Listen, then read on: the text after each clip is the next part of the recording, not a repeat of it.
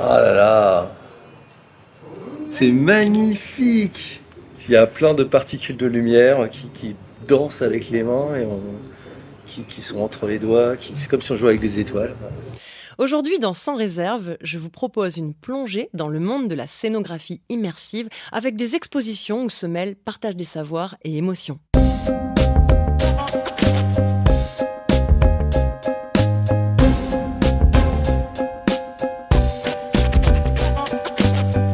Une exposition immersive, c'est quoi ? Est-elle forcément numérique ? Comment peut-elle faire œuvre de médiation ? Les réponses avec mon invitée Clémence Farel. Bonjour Clémence. Bonjour. Tu es directrice artistique, scénographe et productrice dans les agences Clémence Farel et Muséomaniac. Ta touche perso, oser des mises en scène audacieuses et immersives au service du contenu. C'est bien ça. Comme si on jouait avec les étoiles. Clémence, en lancement, nous avons entendu un visiteur de l'espace des sciences de Rennes en pleine immersion dans l'expo Mirage et Miracles. Ça sent l'étonnement, la joie. Ça sert à ça, l'immersivité, c'est susciter des émotions avant tout ? C'est absolument ça. C'est plonger dans un monde, dans un contenu, dans des œuvres, dans l'art, dans la science, dans l'histoire, et être au cœur de cet univers. Et c'est ta définition de l'immersivité, ça, ou tu en as une autre ? Moi, c'est ma définition. C'est vraiment si on prend l'origine du mot immersion, c'est lié à la mer, à l'océan. On plonge, on nage, on est dans un univers, justement, on a des nouveaux sons, des nouvelles images, des nouvelles sensations. Et pour moi, l'immersion, c'est ça, c'est que le visiteur, il bascule dans un autre monde, quel qu'il soit, même si c'est une œuvre, et c'est différent de son quotidien, ça va l'interroger, ça va l'interpeller, et dans son corps, immergé dans le contenu, il va vivre une expérience. Et toi, tu as vraiment cette spécificité-là. En tant que scénographe, tu travailles principalement quand même sur des expositions immersives. Comment t'es arrivé là-dedans ? Alors moi, je suis arrivé là-dedans d'abord parce que j'ai une âme d'enfant. Ça, je pense que c'est important d'avoir la fantaisie et le jeu. Ouais, le jeu, l'émerveillement, le rire, tout ça. Et puis, j'ai commencé dans le cinéma.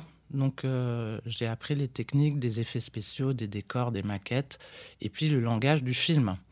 Donc, après, quand je suis passée à la scénographie d'exposition, parce que j'étais maman, donc je ne pouvais pas être chef décoratrice. C'est difficile. Un changement de rythme, en fait, voilà, qui t'a amené là-dedans. Exactement. Et bien, j'avais toujours cette approche numérique, digitale, filmesque, effets spéciaux, maquettes, décors, 3D. Audiovisuel, ouais. Et raconter des histoires. C'est ça. Et tu as justement signé la scéno audiovisuelle de l'expo Venise Révélée, qui avait été proposée au public du Grand Palais Immersif en 2022. Écoutons un instant Roy Amit, son directeur.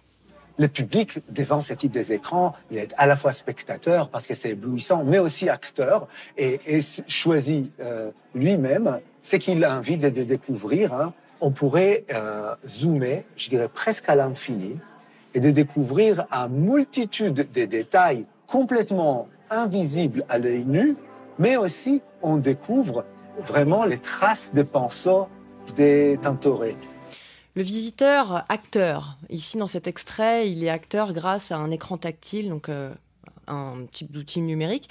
Est-ce qu'il y a d'autres outils que tu utilises justement dans tes expositions ? Qu'est-ce qu'il y a d'autre que les écrans tactiles ? L'immersion, en fait, c'est un environnement qui peut être de toutes sortes. Il n'est pas forcément numérique. Ça peut être du décor, ça peut être de la lumière, ça peut être du son, ça peut être de l'image. L'essentiel, c'est la posture du visiteur. C'est un mot peut-être un peu barbare, mais qu'on utilise beaucoup dans le métier. C'est comment on met le visiteur dans des espaces. Donc, on peut être entouré que d'images imprimées. Ça peut être une première immersion. On peut être dans une salle blanche avec du son. On est dans un environnement. Donc, le film, évidemment, c'est une des composantes fortes parce qu'on crée des sens sur plusieurs formes, c'est-à-dire auditive, visuelle, spectaculaire. Le rythme et tout ça, mais il y a plein d'autres manières. En l'occurrence, dans cette exposition-là, il y avait quand même une volonté de quelque chose de très immersif, numérique. Ah oui, mais ça, c'est la particularité du Grand Palais immersif qui est vraiment axé sur ça. C'est-à-dire que c'est des visites numériques, audiovisuelles, et l'immersion, ils la font par les images animées. Sur des sujets quand même autour de l'art. à fait. Et quand il s'agit d'art, ça me semble quand même plus facile que quand on parle de sciences, des expos d'art immersifs. Il y en existe quand même déjà pas mal, depuis quelques années déjà. Des projections monumentales, de la musique, un effet waouh, un peu garanti. Mais il y a un risque quand même, il me semble. On risque de la dimension immersive, c'est de ne pas se concentrer sur le contenu. Je pense qu'un très bon film sur une petite télévision sera toujours plus intéressant à regarder qu'un très mauvais film sur un écran géant. Donc la dimension immersive et monumentale est accessoire. Ce qui est important, c'est l'œuvre. Ce qui est important, c'est l'œuvre, nous dit Philippe Ligaud, concepteur du projet Jam Concept. Tu connais Jam Concept? Non, je connais pas, mais je vais m'en renseigner. On mettra les ressources complémentaires avec le podcast. Ce qui est important, donc, selon lui, c'est le contenu, le message. Alors, ça peut sembler complètement évident quand on travaille dans notre métier, mais c'est pas toujours le cas. Ouais. Et donc, du coup, comment tu travailles, toi, à trouver cet équilibre entre forme et fond? Alors, je fais pas toujours le contenu, donc je suis pas toujours maître des horloges pour cet équilibre. Mais quand je suis muséographe, avec mes équipes de muséographes, c'est-à-dire que quand c'est nous qui scénarisons le contenu et qui décidons sous quelle forme on va le présenter au public, c'est la clé pour moi de la réussite d'une exposition immersive. C'est d'avoir un contenu très pointu. Mais par contre, la manière de le délivrer au public doit être fun, doit être attractive. Mais si on n'a pas cette combinaison d'exigence à la fois intellectuelle, culturelle, scientifique, et une exigence de qualité émotionnelle et de rendu effet spécial numérique, eh ben, il nous manque quelque chose, ça boite, quoi. Donc moi, je cherche cet équilibre fort et garant d'un succès auprès de tous les publics, et ça, c'est essentiel. Et tu dis que c'est pas toujours le cas, en fonction des personnes avec qui tu travailles, tu rencontres des résistances parfois encore sur le terrain C'est pas des résistances, je pense que c'est une manière, un manque de savoir-faire, ou peut-être justement il faut avoir une vision globale. Donc quand parfois les clients veulent trop séparer le contenu de la forme, et qu'on n'a pas, nous, la mission du contenu, et ben le match se fait pas, en fait. Donc, c'est vraiment bien quand nous, c'est pour ça que j'ai monté ma boîte de production, c'est quand on peut un peu tout faire, parce qu'on pense en même temps le contenu et la forme. Il n'y a pas de dissociation. Et d'ailleurs, souvent, moi, quand je propose des projets, je change un peu le programme de mes clients pour l'adapter au mieux, tout en respectant leur contenu, à la forme que je propose. Tu disais quand il y a résistance en face, enfin que ça ne marche pas, ça ne matche pas, du coup le projet il se fait au détriment du contenu ou au détriment de l'immersivité? Qu'est-ce que tu as rencontré comme échec? Je sais pas, c'est un grand mot peut-être. Plutôt, je dirais, pour être un peu prétentieuse, plutôt au détriment du contenu, parce que moi j'essaye toujours de faire des belles scénographies, parce que c'est mon rôle et c'est ma mission, c'est pour ça qu'on m'appelle, donc j'espère que je fais des belles choses à chaque fois, hein, c'est mon but, mais du coup, parfois, c'est plus ou moins bien réussi, justement, parce qu'il y a eu plus ou moins de challenges en contenu, et que la forme ne rattrapera jamais un mauvais contenu, comme disait votre interlocuteur. Et par contre, ce que je trouve intéressant, Philippe Ligaud, ce qu'il dit dans cet extrait, il parle d'échelle de projection. Donc ça, c'est une grande question. Moi, je ne suis pas forcément d'accord. C'est-à-dire, il parle de grandes projections plutôt qu'une petite télé. Or, moi, en l'occurrence, pour contextualiser, il parle d'un projet qui était proposé à la Villette, sur la Calas. Et donc, en effet, il était sur des installations très monumentales, très grandes. Et d'où le parallèle avec la petite télé, grand écran. Oui, c'est ça. Donc apparemment, je dis apparemment comme si je ne le savais pas, l'immersion, c'est de la grande échelle. Mais je ne suis pas sûr. Peux-tu préciser? Une toute petite image dans une énorme pièce peut faire de l'immersion, peut permettre de l'immersion. T'as un exemple concret? Non, je l'ai dans ma tête. Ah, tu l'as dans ta tête. Donc il faut te suivre de très près. Justement, en parlant de tes projets, je trouverais intéressant qu'on se fasse un petit retour d'expérience avec un focus sur les musées de sciences. Il me semble que travailler l'immersivité quand on est dans un musée de sciences qui a une grande collection d'objets, par exemple, c'est pas forcément les choses les plus simples à travailler. Comment tu fais? Est-ce que tu peux nous parler du projet du musée au parc d'Alésia sur lequel tu as travaillé il y a quelques années? Oui, alors le musée au parc, je suis très contente parce que ça plaît au public. Et donc, c'est une exposition permanente sur le site d'Alésia. Donc, tout le monde connaît. Voilà, les Gaulois, César, Vercingétorix, tout ça. Donc il y avait un enjeu fort de présenter 600 objets d'archéo avec l'austérité des objets d'archéologie qui sont parfois incompréhensibles et assez austères. Il n'y avait pas beaucoup d'éléments figuratifs, on va dire, de lapidaires, des choses que les gens aiment. On Donc est sur de l'observation d'objets. On est sur des petites choses très, très abstraites. Donc c'était vraiment très important de donner la médiation. Donc ce musée, justement, je trouve que c'est un très bel équilibre entre de l'immersion avec des grands films qui prennent le visiteur, qui englobent le visiteur pour parler du contenu, des interactifs un peu novateurs avec des écrans transparents sur des objets, une immersion dans le paysage d'Alésia, parce que la première émotion, c'est de comprendre qu'on est au même endroit que César et Vercingétorix. Ça, c'est très important. L'immersion, c'est aussi ça, c'est comprendre. Et comment tu l'as fait, ça? Je l'ai fait en donnant à voir ce paysage, en construisant l'espace de manière à créer une coursive qui fait qu'on regarde forcément le paysage, ce qui n'était pas forcément le cas avant. On peut se perdre. La scénographie, c'est fait de perspectives, de points de vue. C'est vraiment ça, le travail du scénographe concernant l'espace. C'est quand un visiteur il arrive dans une pièce, qu'est-ce qu'il voit, quoi, en premier. Donc là, en donnant à voir le paysage dans une grande coursive qui suit, c'est un bâtiment rond, on donnait à chaque fois à rêver, parce que pour moi, l'immersion, c'est aussi l'imagination, on pourrait dire ça, c'est l'atmosphère, donc c'est ce qui se passe dans la tête du visiteur. Donc voilà, donc donner à voir le paysage et le confronter à des objets comme ça superposés, pour moi, c'était une manière d'immerger le visiteur dans l'histoire. Donc, tu as d'abord travaillé sur une approche globale de l'espace. Et après, comment tu as mis en valeur ces objets, les statues, les représentations qu'il y avait dans ce musée?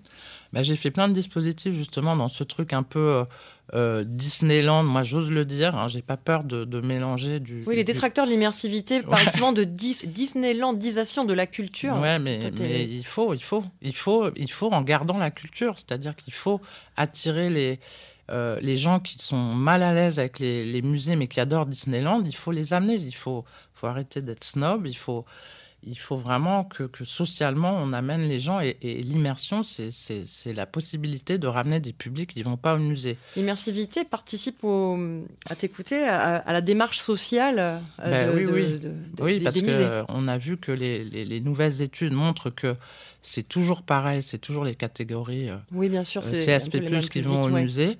Et voilà, les expos immersives, elles ramènent un nouveau public. Donc l'enjeu de nous, professionnels de la culture, c'est justement d'avoir du haut niveau culturel avec du haut niveau techno, fun, immersif et tout ça. Donc il faut arrêter de critiquer l'immersion parce que c'est le moyen de ramener les publics. On va revenir sur le musée au parc, mais quand même par rapport à ce que tu disais là à l'instant, je me pose quand même une question sur les publics. L'idée, c'est de faire venir un public. D'ailleurs, Roy Amit le dit également, le Grand Palais immersif l'assume. Ils identifient dans leurs études des publics différents de ce qu'ils avaient par ailleurs au Grand Palais. Ouais. Ça fait venir des gens qui ne vont habituellement pas au musée. Par contre, est-ce qu'on perd pas un public en faisant ça? Est-ce qu'on perd pas un public est-ce que tu as des regards dessus d'abord? Est-ce qu'un public de puristes, par exemple, ne viendrait plus au musée parce qu'on propose ce genre d'expérience immersive? On ne le perdra pas si on est exigeant dans ce qu'on présente. C'est-à-dire que c'est clair que projeter des peintures en géance, ça n'a pas vraiment de sens s'il n'y a pas une peinture au moins. C'est-à-dire parce que la peinture, c'est pas du papier peint, c'est pas fait pour être agrandi 50 000 fois. C'est ça qui va pas dans l'immersion, par exemple. Ça suffit pas, je trouve. Parce que la peinture, c'est de la peinture, c'est de la matière, c'est tout ça. Donc, ça doit être un complément quand on parle de peinture, par exemple. Donc, c'est pour ça qu'on perd les publics amateurs de beaux-arts. Parce qu'eux, ils ne sont pas satisfaits de voir un Van Gogh en 40 mètres de haut. Ce qu'ils veulent voir, c'est le travail de l'artiste. Il y a un espèce de truc d'artefact, enfin de geste. Donc l'un ne doit pas se faire au détriment de l'autre. Quelque part, il faut garder les anciennes formes et associer à l'immersif. L'atelier, on ne va pas citer, mais des grandes projections de peinture, moi, je pense qu'il suffirait d'un tableau. Moi, je peux le citer, l'Atelier des Lumières. Voilà. Il suffirait d'un tableau pour que ça prenne tellement plus de sens, parce qu'à partir de ce tableau qu'on verrait en réel, de zoomer dedans, là, ça commence à avoir du sens, parce que là, on a une référence de l'œuvre. Donc voilà, mais il y a... Et donc, pour la science et tout ça, c'est vraiment adapté, l'immersion, parce que c'est austère. La science, c'est génial, c'est une explication du monde, c'est de l'imagination, c'est du rêve. Enfin, la science, moi, je suis fan. Et donc, ça prête à l'immersion, parce que c'est un discours qui peut être compliqué. Et donc, il faut que les visiteurs plongent dans le contenu pour pouvoir le comprendre. Oui, ce format permet la démocratisation de la culture, la démocratisation de la science. Et il n'y a pas de collection en science. Enfin, c'est compliqué. Ouais. Bon, à part le musée au parc. Alors, revenons justement au musée au parc. Alors, comment tu as travaillé sur les objets ? Alors, les objets, j'ai fait pas mal d'écrans transparents. Moi, j'aime bien cette techno de superposer de l'image avec de l'objet. C'est-à-dire, ça permet de commenter de manière...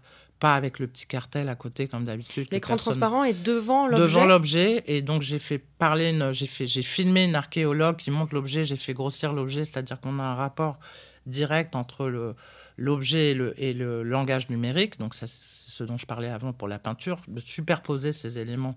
Ça devient intéressant parce que c'est de la médiation dynamique, vivante, magique. Moi, je parle beaucoup de magie dans mon travail.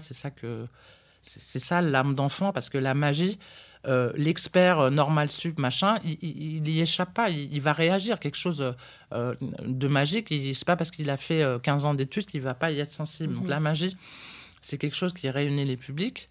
Donc j'ai fait des trucs assez drôles. J'ai refait des statues de César et Vercingétorix, et j'ai fait du mapping. Ouais, du mapping. Ils parlent comme à Disney, là, la maison hantée, mais ils racontent leur histoire sur la bataille. Donc ça, c'est une manière de prendre un dispositif très fun et de le mettre au service d'un discours complètement historique validé par les archéologues. Tu t'es inspiré tu parles de Disney, tu t'en es vraiment inspiré, ou là tu fais juste le parallèle? Ah non, je m'en suis inspiré, parce que moi, quand je suis allée voir la maison hantée, quand j'étais petite, avec mes mômes, ça, j'ai adoré. Ouais. Donc ça, c'est des choses qui me restent en tête.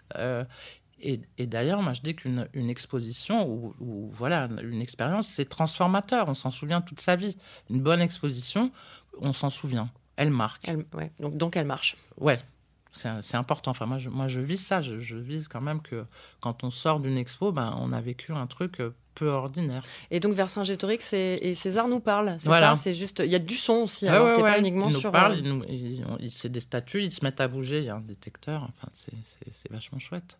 Un autre projet sur lequel tu as travaillé, comme quoi l'immersivité, ça, c'est pas si nouveau que ça. Je pense à Titanic au Musée de la Mer à Cherbourg. C'est ça, donc début des années 2010. Tu peux nous parler un peu du travail que tu as fait sur cette exposition ?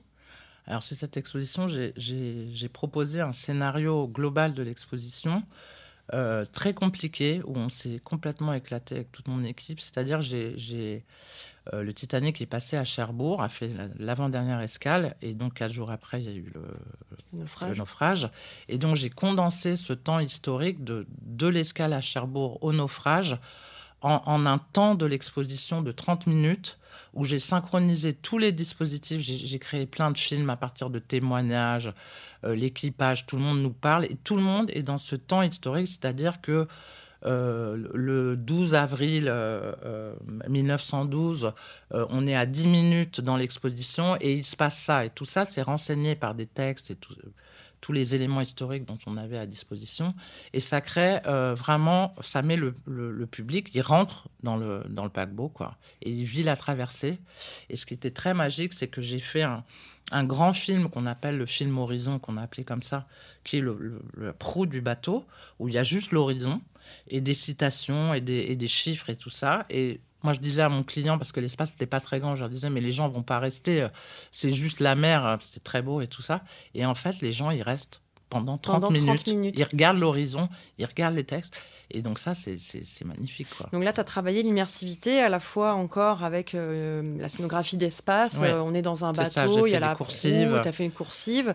Et sans après... décor, hein, sans un décor. Ah, il n'y a pas de décor. Enfin, si, il y a du décor, mais j'ai fait des murs penchés, j'ai fait quelque chose d'abstrait. Parce que le décor, moi, j'adore le décor, mais ça vieillit. Ça vieillit pas bien, le décor. Donc, il faut rester un peu simple, un peu... Oui, parce que là, c'est une exposition permanente. Ouais, c'est permanent, ça y est toujours. Et on peut aller voir les Allez photos voir, d'ailleurs voir. sur ton site. Aller voir l'expo. On partagera les ressources et aller voir l'expo, évidemment. Donc, on travaille la scénographie, l'espace, etc. Et après, l'immersivité, c'est fait aussi avec ces dispositifs interactifs, les écrans, etc. C'est ça, mais moi, je fais tout ensemble, en fait. C'est ça le secret, entre guillemets. C'est que l'espace est conditionné par l'atmosphère qu'on veut rendre. C'est vraiment imbriqué, c'est justement ça qui est important. C'est-à-dire que si on fait un espace rond, c'est parce qu'il y a un film qui est rond. Si on fait donc c'est pour ça que je suis spécialisée là-dedans, parce que j'imagine les films en même temps que les espaces. Mes espaces, ils sont construits par les films. Tu termines tout juste un projet avec le Quai des Savoirs et Univers Sciences, l'exposition IA Double Jeu, pour laquelle tu as décidé de traiter l'immersivité différemment. Est-ce que tu peux nous en parler ? Ouais, ce projet, il est assez extrême et je l'aime beaucoup. Il va questionner les gens. Donc c'est un sujet numérique a priori. Oui, l'objectif de l'exposition, c'est d'aborder les enjeux de l'intelligence artificielle, sa place dans la société. Donc un sujet très numérique. Très numérique. Et donc toi, tu as décidé que le numérique, c'est pas la première image qu'on a quand on rentre dans l'exposition. J'ai travaillé avec des graphistes très forts qui s'appellent H5 et on a décidé de faire un espace graphique, un espace abstrait. Mais pas numérique. Pas numérique. Il y a évidemment plein de films et tout ça, mais qui sont insérés dans les dispositifs. Et on avait envie de placer le visiteur dans un univers vraiment particulier, noir et blanc, avec des motifs qui évoquent l'écriture digitale. Ça, ils ne le savent pas, mais c'est pas grave. Justement, pourquoi on a fait ça, c'est que les experts pointus en digital numérique, ils vont comprendre ce qu'on a voulu dire à travers notre graphisme binaire, noir et blanc, avec ces motifs qui deviennent de plus en plus organiques. En fait, c'est le début du binaire numérique qui se complexifie dans les sections et qui devient de plus en plus organique, de plus en plus complexe. Ça, c'est le long discours, du parcours. C'est ton discours, mais alors le public... Le public, il arrive dans un univers complètement abstrait, parce qu'on voulait justement le plonger comme s'il était dans cette machine d'intelligence artificielle. Il n'est plus dans le monde, il est dans l'abstraction du computer. Donc, ce qui était important, c'est qu'il soit dans un univers très... qui ne pourra voir nulle part ailleurs. Et ça le questionne, ça va le déranger. Justement, tout à l'heure, j'ai fait un tour dans l'expo.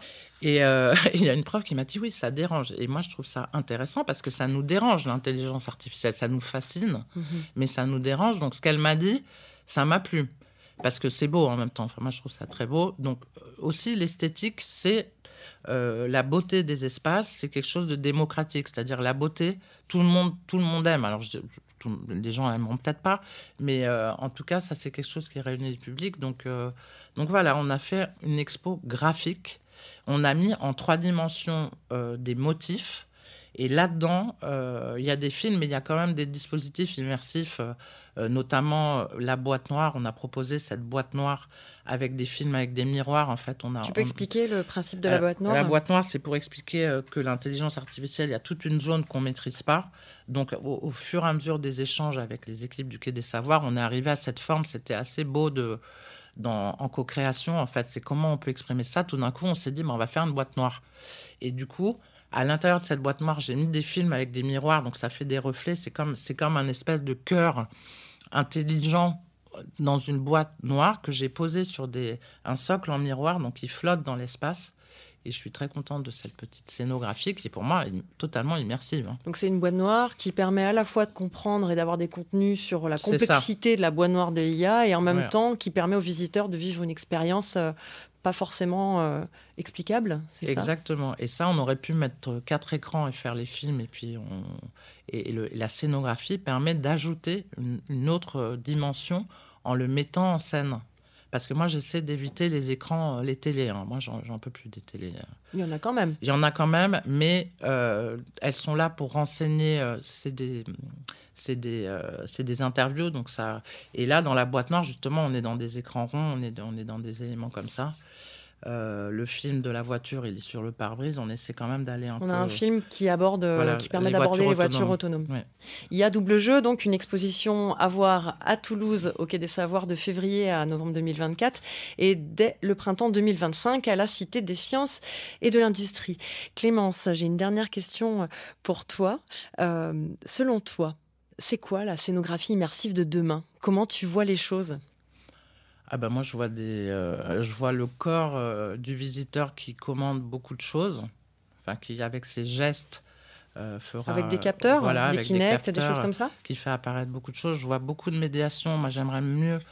Moi, je rêverais que les commissaires soient dans les expositions sous forme d'hologramme ou je ne sais trop quoi, pour pouvoir, au lieu j'adore les textes, il faut garder le texte, la lecture et tout ça, c'est un truc important, mais moi je suis tellement fascinée quand je commence une expo, vu qu'on est avec les meilleurs experts, par le discours des commissaires, ce qu'ils me racontent, ce qu'ils savent, j'aimerais bien qu'ils rentrent dans les expos sous forme virtuelle, et ça, il y a plein de trucs à inventer là-dessus, et avoir justement réunir les publics qu'on trouve. Comment faire ramener le public avec des très hauts niveaux culturels, que tout le monde soit content et aussi que les expos de beaux-arts fassent rentrer plus d'immersion, qu'ils aient un peu moins peur. Et plus de contenu, du coup, par rapport à ce que tu disais. Plus de contenu ou plus de médiation d'expos de beaux-arts, tout en respectant les œuvres. Donc il y a un enjeu important de comment respecter les œuvres tout en faisant venir les publics grâce à une expérience particulière. Merci Clémence. Et pour les curieuses et les curieux qui souhaitent en savoir plus sur ton travail, rendez-vous sur le site muséomaniac.com. Sans réserve, c'est déjà fini pour aujourd'hui. Encore un grand merci à mon invitée Clémence Farel. Pour aller plus loin, rendez-vous sur le site web du Quai des Savoirs pour retrouver toutes les références partagées dans cet épisode.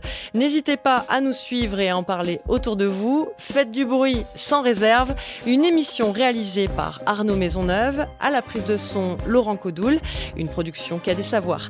Je vous dis à très vite et surtout, restez curieux.